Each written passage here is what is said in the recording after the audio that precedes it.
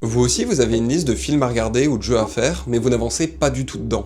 Pas parce qu'ils ne vous intéressent plus, mais justement parce que vous voulez être sûr de bien en profiter. C'est un sujet qui m'intéresse, alors j'en ai discuté avec mes viewers en live, et on en est ressorti avec plusieurs éléments. Déjà, ce qu'il faut comprendre, c'est que c'est normal de se créer des attentes. C'est un réflexe naturel du cerveau pour nous protéger de certains dangers et nous guider dans nos choix. Si on prend l'exemple des attentes sur un film, elles servent à nous diriger vers ceux pour lesquels on pense avoir un minimum d'intérêt.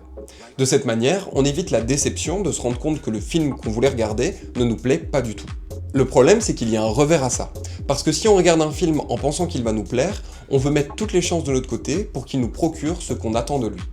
C'est à ce moment que se déclenche le phénomène dont je parlais au début.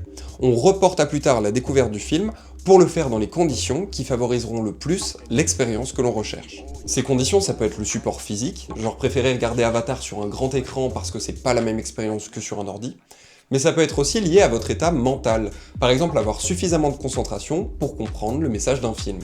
Perso, c'est souvent une question de mood. Genre, je préfère regarder des films d'apocalypse durant l'hiver, car je trouve que je suis plus imprégné de leur énergie. Ce qui est intéressant, c'est qu'il semble que nos exigences soient plus importantes lorsqu'il s'agit d'un film ou d'un jeu dont on a déjà beaucoup entendu parler en positif. L'exemple qui ressortait le plus durant mon live, c'est la série Arcane, que l'on est plusieurs à ne pas encore avoir vue, car elle est réputée comme étant splendide sur de nombreux points.